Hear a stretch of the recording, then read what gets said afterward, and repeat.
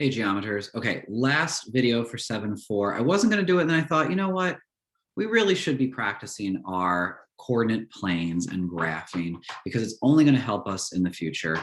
And, we have the tools to make it a little bit easier and less time consuming anyway. So turn your textbook to page, sorry, I have to turn mine, 392. There is a great example. In fact, I'm going to share my screen. There is a great example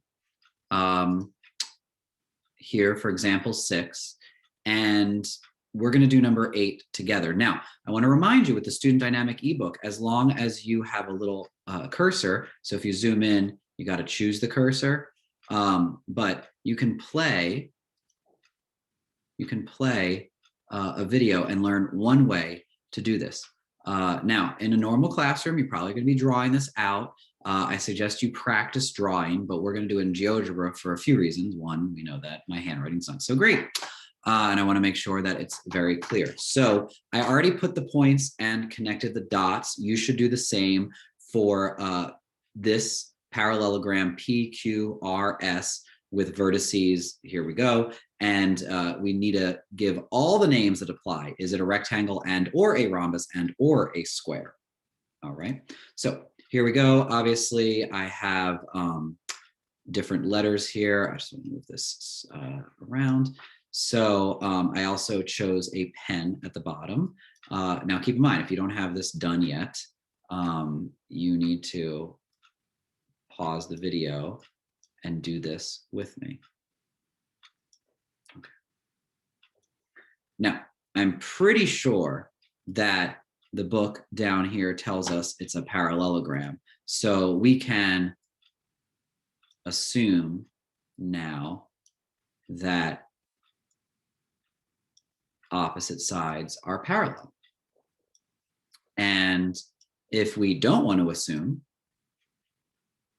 guess what we can do? We can find the slopes. In fact, let's find the slope of PQ. The slope of PQ goes up 2 and then right 5. So the slope over here is going to be 2/5.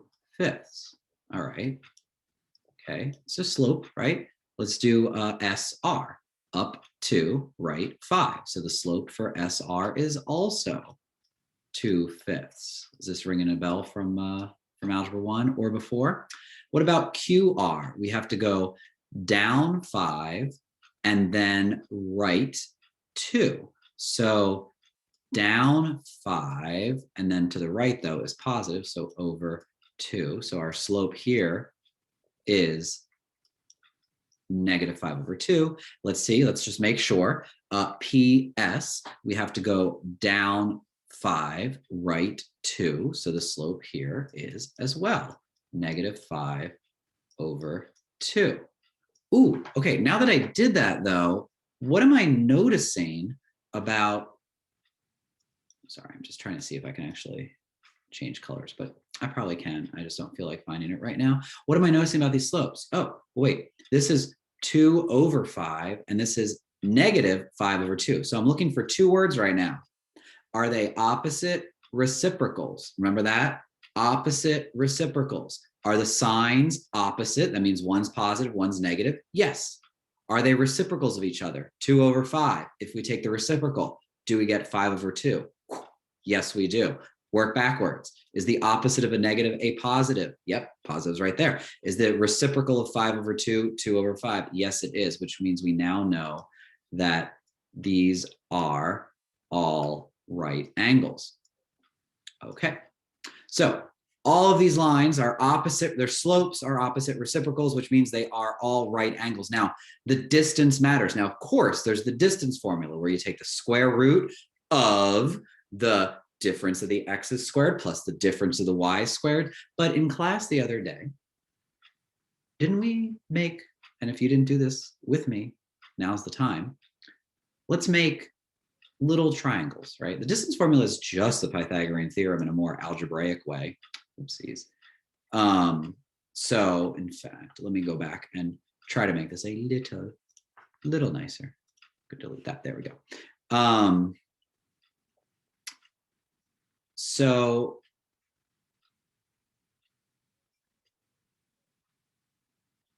what do we have here? We know that this side is 2. This side is 5. This side is going to be the square root, right? This is the hypotenuse for this triangle that I made. What's 2 squared? 4. What's 5 squared? 25. What's 4 plus 25? 29. I'll repeat it even though this is a video and you could totally go back and rewind. What's 2 squared? 4. What's 5 squared? 25. What's 4 plus 25? 29. Now that's equal to c squared. But, you know, c squared, square root of 29 is the square root of 29, just to get c. Now, okay, let's be real here though. We did the slope and we didn't have to simplify anything for these. So we actually do know that this triangle over here, if we made a triangle rather to find this length, we would have 2 on this side and 5 on this side. So 2 squared is 4, 5 squared is 25. So this is going to be the square root of 4 plus 25, which is the square root of 29. All right, what's happening down here?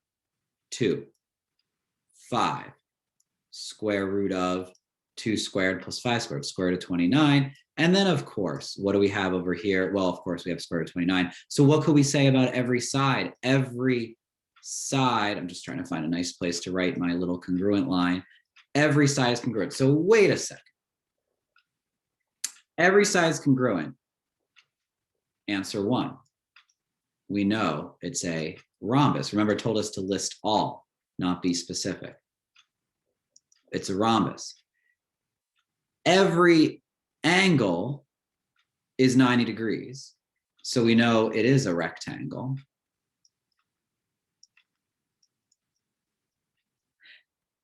Every side is congruent. Every angle is 90 degrees.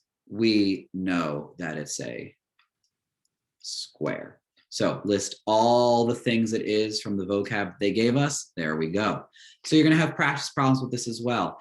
I did a different version of the distance formula. If you want to use the distance formula, go to the Student Dynamic ebook, press play, and you'll get a great refresher of the distance formula if you need it.